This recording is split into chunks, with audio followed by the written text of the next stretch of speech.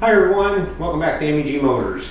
Today we're going to be looking at this Echo backpack blower. This is a PB580T. It belongs to a landscaping company that I do a fair bit of work for, and it's got some problems that we can see right off the top. The spark plug wire has been ripped in half and is missing the upper half of the wire. So we're definitely going to put a coil on it, I think, and the pull rope is missing. I don't know what's going on inside the starter, if the spring is still there and everything's still in place. I suspect it is, but the rope apparently broke at some point, and he didn't bring me the end of it. So we're gonna have to pull the starter, take a look at that. And I noticed that the wires to the kill switch are disconnected, which probably means that the kill switch didn't work right and they disconnected it for some reason. So I think the first thing we're gonna have to do is pull the starter apart and take a look at it and see what's going on in there. Once we get a starter working, we can at least confirm that the coil works, although I don't know there's much value in that. We got to replace it anyway. We can maybe jumper it and see if it'll run. The fuel system feels okay. The primer bulb is still soft. The fuel lines are still soft, and when I pump the primer bulb, it pumps fuel. So I think there's a good chance that it will run once we get a coil and a starter on it. But we got a little checkout work to do, and probably order some parts and see if we can get this one fixed. So let's get started. Let's get the starter off this one and see what's going on in there.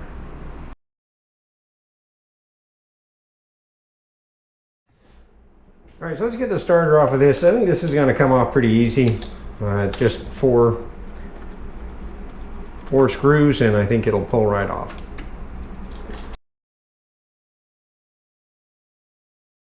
I'm going to go get some and see if I can fish that piece of rope out of there. All right, you know what? We could probably fish this rope out and maybe even make it work. But at the end of the day, we need to put a new piece of rope and handle on this. So we're just going to take this apart. I don't think there's much value in trying to save the old rope.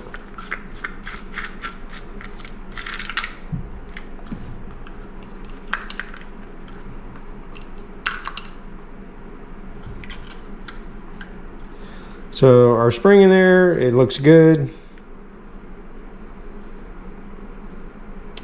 I can see both ends are in place. This end here has a hook on it, which holds that end, and this end is the one that engages the spool, and those look okay. And we got some, we actually have a pretty good length of rope on there, so I think it must have broke up close to the handle. So we're gonna pull this piece of rope out of here, and I'm gonna grab some new rope and a handle, and we'll see if we can get this starter fixed. All right, so I've got a handle here. It's just kind of a generic handle. It says it's for a Husqvarna, but it'll work. And I've cut a piece of rope about 3.5 feet long. We're gonna melt the end of it here. Hopefully we are. There we go.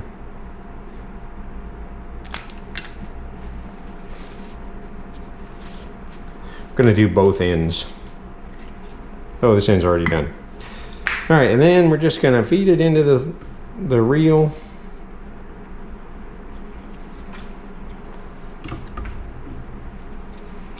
And just like the old one, it just had a simple overhand knot, which is all we need on this one.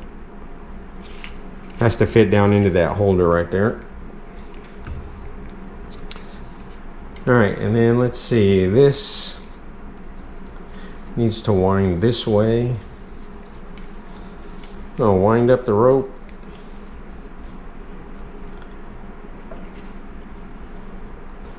Gonna feed it back through the hole in the starter.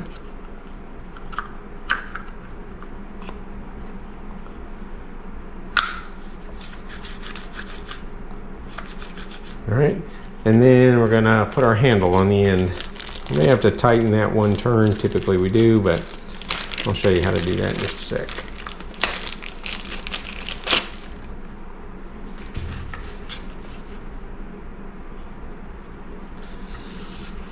So if I have the room, I like to use a double overhand knot, which is very similar to an overhand knot, but has an extra wrap.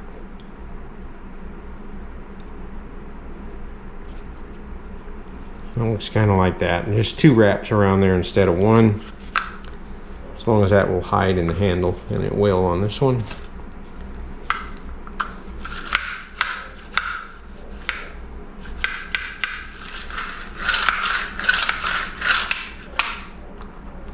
That's flopping a little bit loose, so we're going to tighten that up one turn. And so to tighten the rope, we're going to pull the rope out of the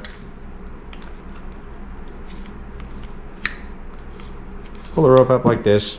And most starters will have a spot in the reel specifically for this. We'll put the rope in there and we'll wind it one extra turn. And now that tightens it up one more turn. And so that feels better. Okay, with that all back together, we'll put the screw back in the center.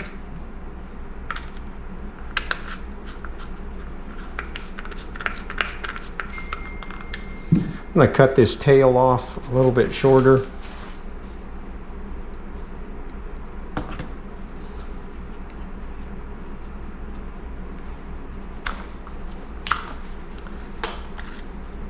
And burn the end one more time.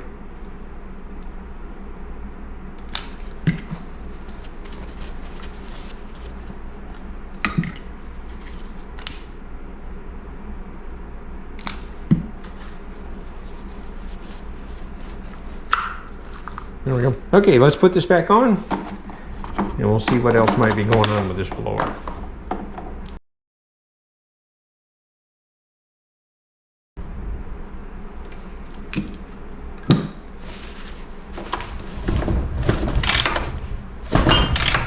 All right, so that's fixed the starter.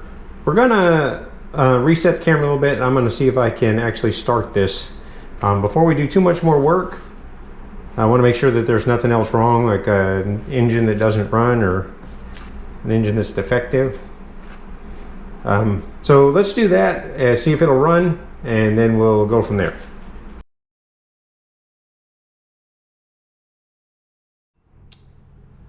All right, so I changed plans mid-stroke, and I pulled the spark plug out of it. Spark plug looks okay. And I ran a spark test. I put a jumper wire from the broken coil wire over to the spark plug, grounded the spark plug, and pulled it through, and there's no spark at the spark plug. So that may be kind of what started all of the problems in the first place. That may be why this is torn. Somebody was working on it, got a little too rough with it. So we're gonna pull this cover right here, and we're gonna take a look at the coil. I hope we're gonna take a look at the coil. I'm not sure if the coil is on this side or the other side, but we're gonna pull this cover off and see what's going on in there, see what we can see, and see if we can get this thing to spark.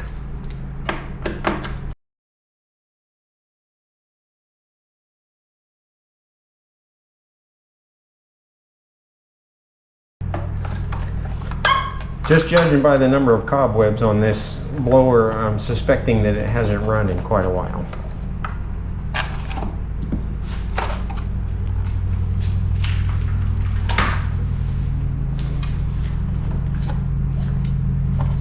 Yeah, that's what I was afraid of.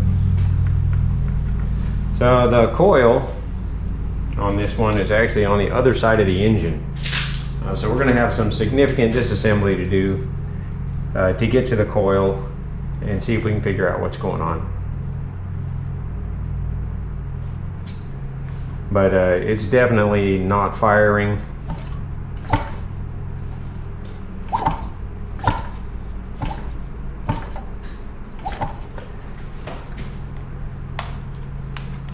And I suspect that the kill switch was disconnected in an attempt to figure out why it wasn't firing. So yeah, we've got a bit of work to do to get down to the coil on this one.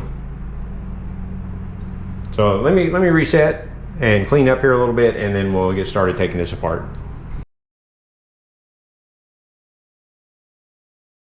All right, so let's start the disassembly of this blower. First thing we're going to do is we're going to take the blower off of this frame. And there's I think it's 5 bolts or 5 screws, and we should be able to pull those pieces apart.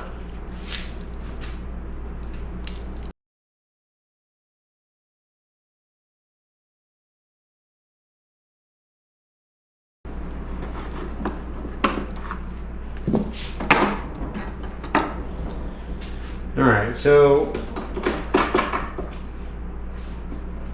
with those screws loose,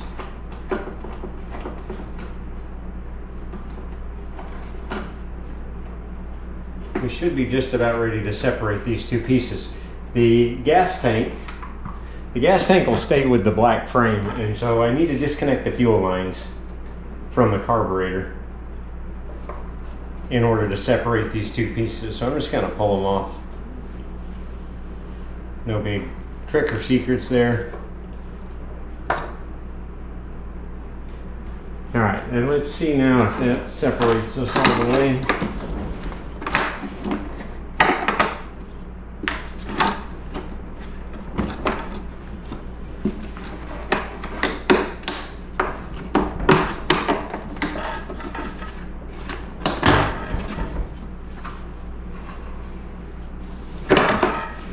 Yeah.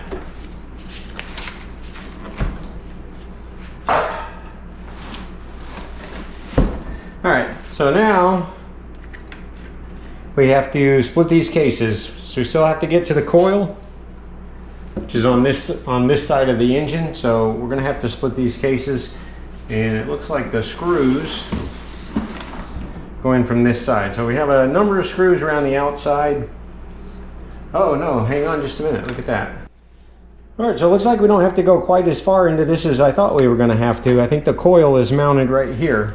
So we're gonna take this cover off, and I'm hopeful that the coil is gonna be removable from right here.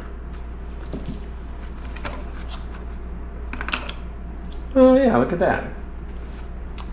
So here's our coil. We gotta have one wire to disconnect.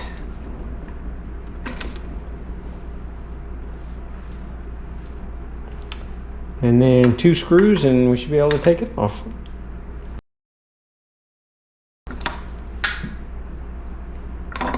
All right, there's our coil with our torn spark plug lead.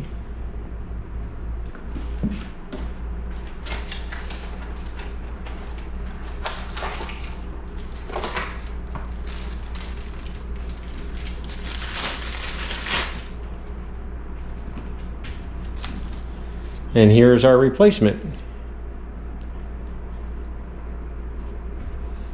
All right, so this is gonna go on right here. We'll start running the spark plug wire up to where it needs to go.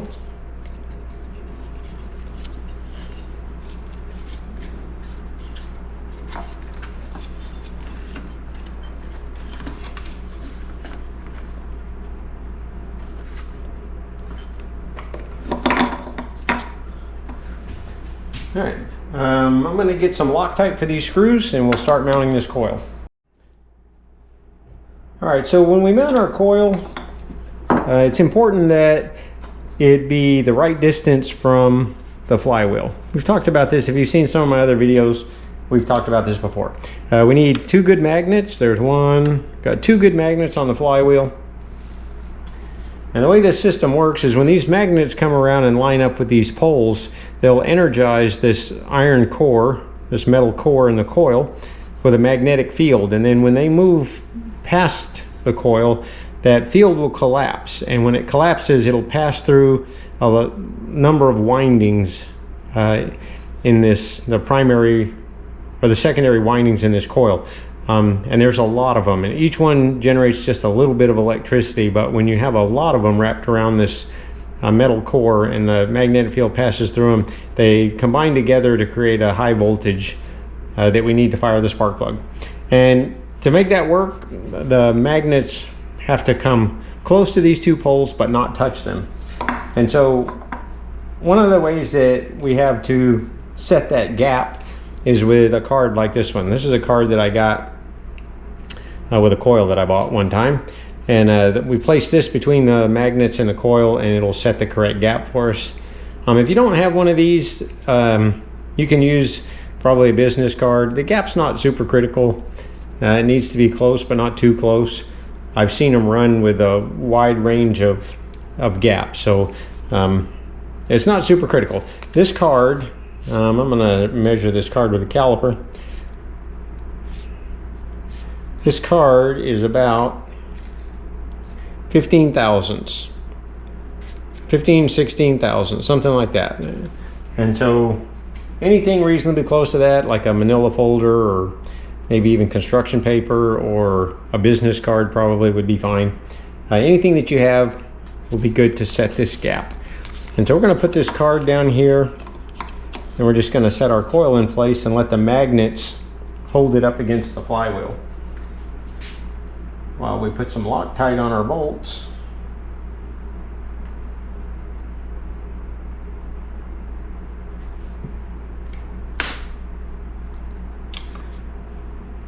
Get those installed back in the coil.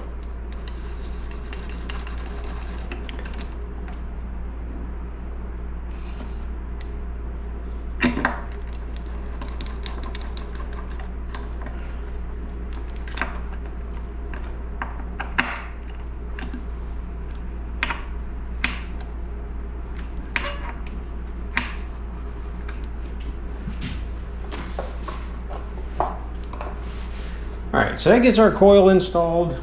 Let's see. We had a small grommet, which goes on right here. And this wire, this is part of the kill switch.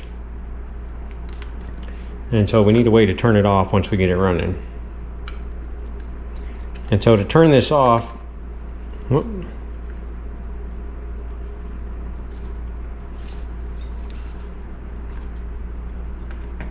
we have this wire connected to our coil, and this wire is connected to ground. And through the switch, we will connect these two wires together. And when those are connected, the spark plug should not fire.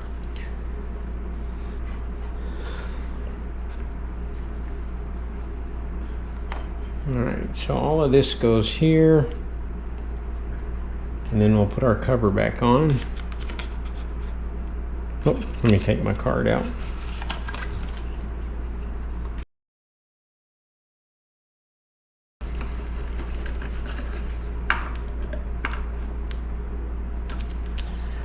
All right, so we've got a little bit of a problem in that one of the wires, this wire, these two wires come from the switch. And so to make this kill switch work, we'll connect this one here. This is the lead that goes to our coil. That'll go up to the switch, and when the switch makes, it needs to connect through this connector. So we're gonna have to put a connector on here.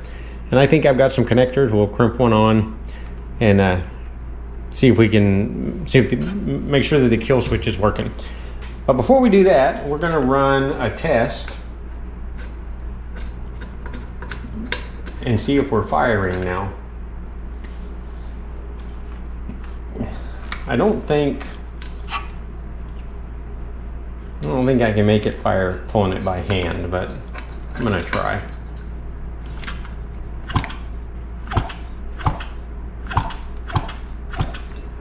Yeah, no joy there. So we're gonna have to put the starter back on.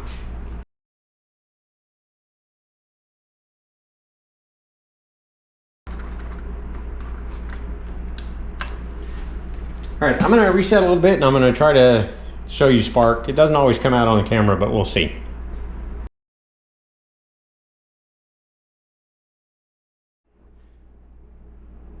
All right, so we're gonna run a spark test, and I can already tell that you're not gonna be able to see this. But we're gonna do the same thing we did in our previous video. I'm gonna turn the lights out in the room and we're gonna pull this through again, and hopefully you're gonna be able to see the spark with the lights off. It's off.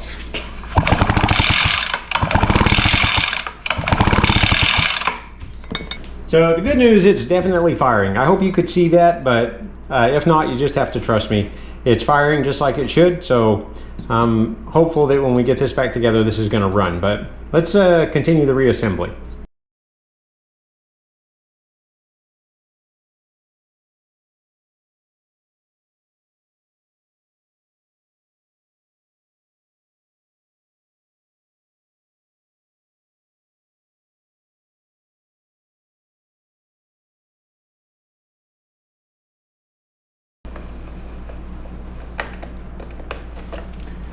All right, now we can put our spark plug back in.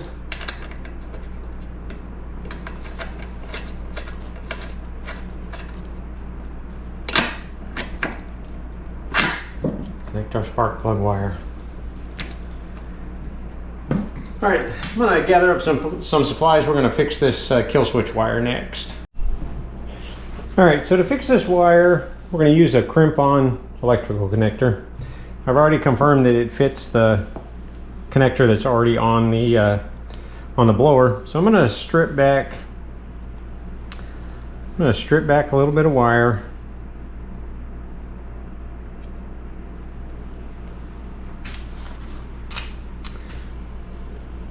And then when the wire is real small like this, I like to fold it over the wire and then put the whole coated wire in the connector. It fits much tighter. I think it makes a better connection. And then I've got a special pair of crimp pliers. Obviously, if you don't have these, you can use whatever you have. You can just crush this with almost anything, although it works best with a pair of pliers made for it.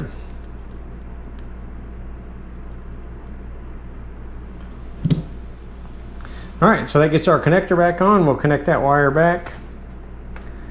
And now we should have a functioning kill switch. All right, let's get this mounted back on the frame and we'll be ready to see if we can get it to run. All right, so we're gonna try to get the blower back in the frame. And this is a little bit unwieldy, especially with the tube on, but we have to kind of tilt it back, slide it in, and then set it up onto these spring blower mounts. So let's see if we can get this thing to slide into place without too much trouble.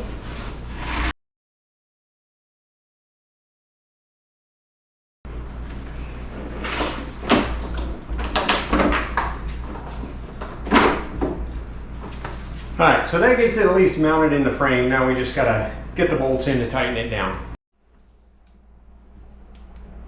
All right, so with the blower in the frame, now let's see if we can get these screws started.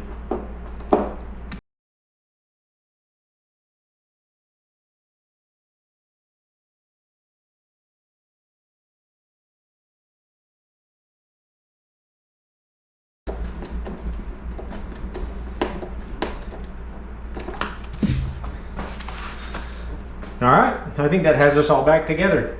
Let's see if this thing will run.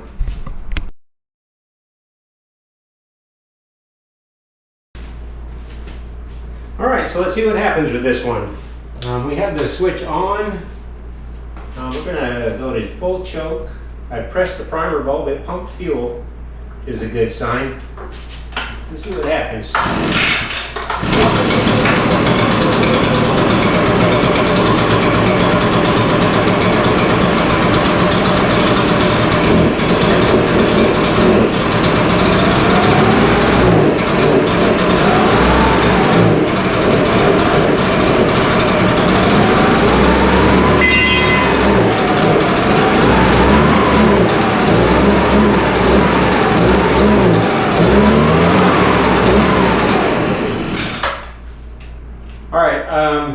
So I can't run this anymore in the shop, unfortunately.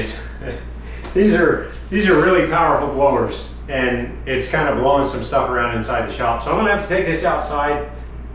It sounds okay. It sounds like it's gonna run okay, but we're gonna have to take this one outside before we can open it up and make sure that it's running right. So let's move outside. All right, so let's fire this up again out here. Switch is on.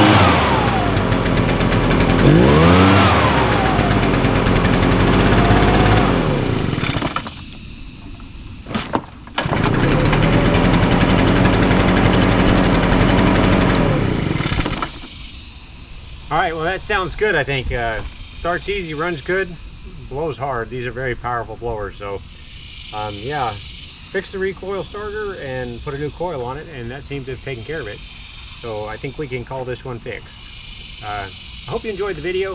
If you did, please like and subscribe. Check my playlist. There's other videos out there. This one was maybe a little more difficult than some of them are that we work on, just because we had to remove the blower from the frame, and that was challenging enough, I think. But yeah, I hope this encourages you to get out and work on your own. They're not that difficult to fix, and maybe you can save yourself the expense of buying a new one. So thanks again for watching, and stay tuned. We'll see you on the next video.